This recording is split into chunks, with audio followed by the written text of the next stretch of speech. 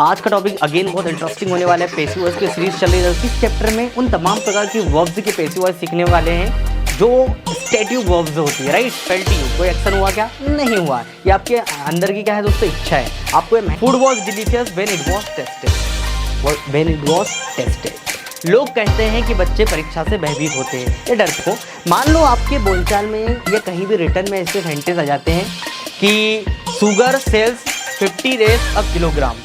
Very warm good evening to all of you. Once again, welcome you to on my YouTube channel RDK English. I hope you all are actually doing well. आज का topic again बहुत interesting होने वाला है। Passive voice की series चल रही है। लगभग 10 वीडियो ऑलरेडी अपलोड कर चुका हूँ, 9 से 10 video. This is actually 10th और 11th video of passive voice, right.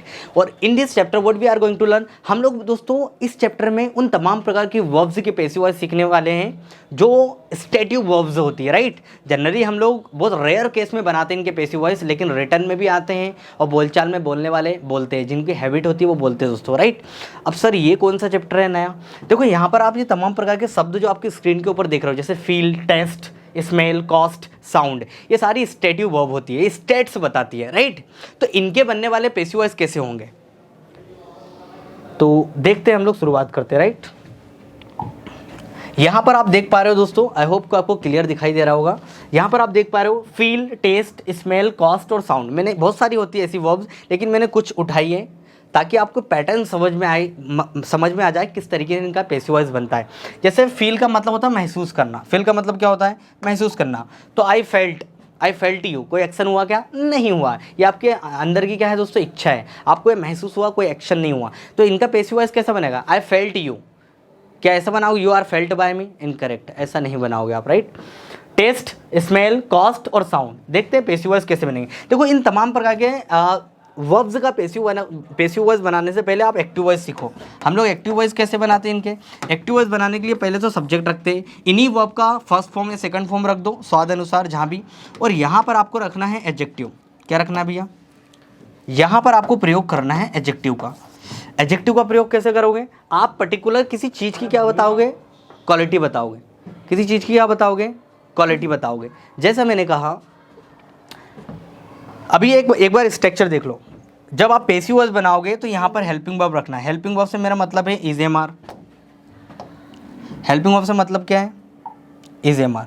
यहाँ पर रखना है आपको इज एम आर। क्या रखना है? Is am are. प्रेजेंट में तो इज एम आर, पास्ट में तो क्या रख दो भैया? वॉज वर रख दो। ठीक है ना, इतनी बात है क्लियर।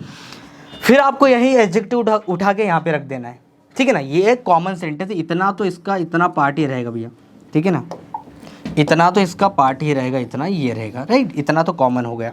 बस यहाँ पे हमने क्या कर दिया? B1 और B2 की जगह is am are was were कर दिया, एडजेक्टिव वैसे वैसे।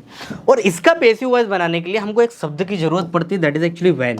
व्हेन का इस्तेमाल करते हैं हम लोग ये अपना स्टेटिव वर्ब का पैसिव वॉइस बनाने के लिए। देखो ठीक है ना, व्हेन के बाद में आपको रखना है ये, यहाँ पे दोस्तों इनको ड्रॉप कर दो। यहाँ पर एक आप प्रोनाउन इट का इस्तेमाल करो। ऑफ और दे का इस्तेमाल मत करो, प्रोनाउन इट का इस्तेमाल। मतलब इनका भी कर सकते हैं, लेकिन इट फ्रिक्वेंटली यूज होता है तो हम इट के साथ जाएंगे। राइट, व्हेन प्लस इट और हेल्पिंग वर्ब, वो वर्ब का थर्ड फॉर्म। इतना ही करना है। फिर से समझ लो, यहाँ तक तो कॉमन है, सबको समझ में आएगा भाई। B1 B2 की जगह क्या रख दिया? Is am are was were. Adjective वैसे वैसे, हाँ सर वैसे वैसे। फिर यहाँ पे क्या लगा दिया? व्हेन लगा दिया। व्हेन के बाद में आपको रखना है इट और is am are was were और वर्ब का थर्ड फॉर्म। इतना क्लियर हो गया होगा। अब देखो हम लोग सेंटेंसेस देखते हैं। जैसा मैंने कहा, यहाँ पर आप स्क्रीन पे देख रहे हो एक्सरसाइज। मैंने बोला द फूड टेस्टेड डिलीशियस।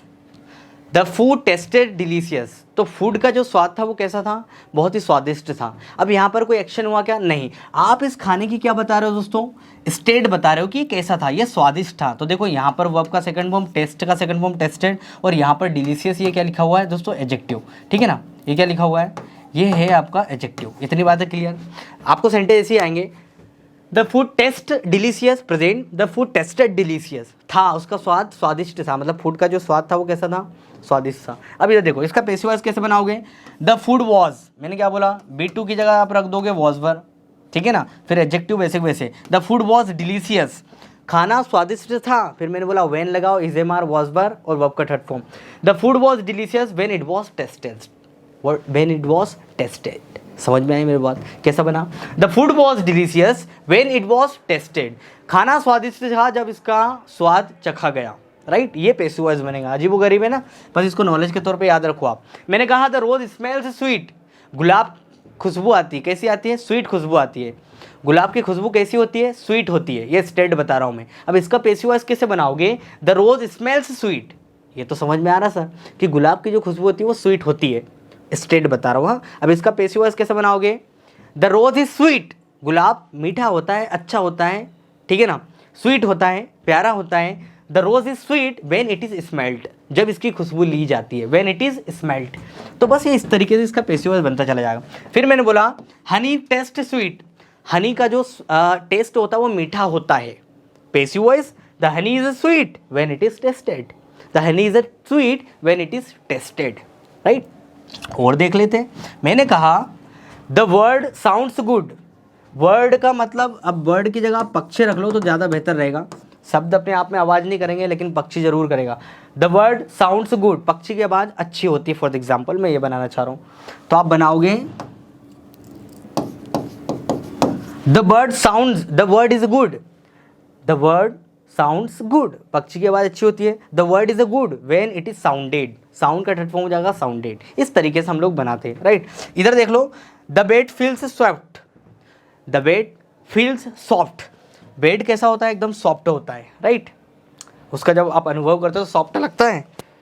अब देखो इधर, the bed is soft when it is slept, the bed is soft when it is felt, bed soft लगता है जब इसको फील किया जाता है। तो ये तमाम प्रकार के पैसिव वॉइस भी आप याद रखना, इस तरीके से बनते हैं। अगर आपके सेंटेंस में आते हैं तो आप ये चीज़ें विशेष तौर पे ध्यान रखें। चलिए अब मैं आगे बढ़ता हूँ और कुछ और एग्जाम्पल की ओर बढ़ते हैं। मान लो कि आपके सेंटेंस में ऐसा जाता है, आपके सेंटेंस में ऐसा जाता है, पीपल से, दे बिलीव, दे एज्यूम, लोग कहते हैं, लोग विश्वास करते हैं, वे मानते हैं। अगर आपके सेंटेंस की स्टार्टिंग इन शब्दों से होती है तो आप इनका पैसिव वॉइस बनाने से पहले क्या करोगे, इन तमाम प्रकार के शब्दों को किस में कन्वर्ट कर दोगे भैया, इन तमाम प्रकार के शब्दों को आप कन्वर्ट कर दोगे इट इज सेड में कन्वर्ट। यहाँ पर ऐसा लिखा पीपल से तो it is said, people believe तो it is believed, people assume it is assumed. इतनी बातें क्लियर हो गई, हाँ सर हो गई, इनको ऐसा बदल देना है। अब देखो स्ट्रक्चर देखो, सेंटेंस देखो, मैंने बोला पीपल से that student are afraid of exam, लोग कहते हैं कि बच्चे परीक्षा से भयभीत होते हैं या डरते हैं। अब इसका पैसिव वॉइस कैसे बनाओगे, इट इज सेड दैट, कैसा शुरुआत करोगे, it is said that the student are afraid of exam, ऐसा कहा जाता है कि बच्चे एग्जाम से भयभीत होते हैं। Again I would repeat, people से that student are afraid of exams, तो it is said that student are afraid of exam, बस आपको ये लगाना है इट इज सेड दैट, बाकी कॉमन वैसे वैसे लिखना है। मैंने कहा they say that they can pass the exam, वे कहते हैं कि वो एग्जाम को पास कर सकते हैं, तो it is said that, it is said that she, sorry sentence में सब्जेक्ट है she, they say that way कहते हैं कि she can pass the exam, वो एग्जाम को पास कर सकती हैं। तो आप इसका पैसिव वॉइस कैसे बनाओगे, it is said that she can pass the examination. मैंने कहा they believe Mohan is the best teacher in Khandwa, वे यकीन करते हैं कि मोहन खंडवा में सबसे अच्छा टीचर है, तो इट इज बिलीव्ड डेट या it is believed that Mohan is the best teacher in Khandwa. बस कुछ नहीं करना है, बस आपको बदलना क्या, इट इज बिलीव वगैरह वगैरह बनाना है। एक नई चीज़ और बताना चाह रहा हूँ, उसको लास्ट में मार्क करना चाह रहा हूँ, ये सिर्फ नॉलेज के तौर पे आप ध्यान में रखो। मान लो आपके बोलचाल में या कहीं भी रिटर्न में ऐसे सेंटेंस आ जाते हैं कि sugar sells 50 rupees a kilogram, तो शुगर बिकती है 50 रुपये किलोग्राम, शुगर कितने बिकती है, कैसी बिकती है, 50 रुपये किलोग्राम बिकती है। मान लो ये सेंटेंस आपको आ गया, sugar sells 50 rupees a kilogram, तो आप इसका पैसिव वॉइस कैसे बनाओगे। हालांकि अभी तक आया नहीं है लेकिन कोई भरोसा नहीं भाई, क्योंकि एसएससी का जो लेवल है वो बढ़ रहा है, क्योंकि कंपटीशन बहुत ज़्यादा है, ठीक है ना, हज़ारों की लाखों की तादाद में बच्चे फॉर्म भरते हैं, तो कहीं ना कहीं लेवल बढ़ जाता है। तो अगर आपको ऐसा देते हैं या आप एक स्पोकन के स्टूडेंट हो और आपको ऐसा सेंटेंस बनाना है, तो आप क्या करोगे, कुछ नहीं करना है, सेल की जगह लगा दो आप कॉस्ट, क्या कर दो, सेल की जगह क्या लगा दो, कॉस्ट का प्रयोग कर दो। तो the sugar cost at 50 rupees a kilogram when it is sold. बस यहाँ पर भी वेन का इस्तेमाल होगा दोस्तों सेंटेंस को बनाने में, किसका इस्तेमाल होगा, वेन। बस ये याद रखना है, वेन के बाद में इज एम आर कर दो और वर्ब का थर्ड फॉर्म लगा दो, राइट।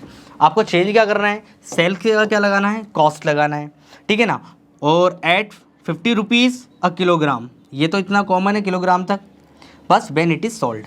तो ये याद रखना, नॉलेज के तौर पे याद रखना, क्या था, शुगर सेल से 50 रेस अ किलोग्राम, तो sugar cost at 50 rupees a kilogram when it is sold.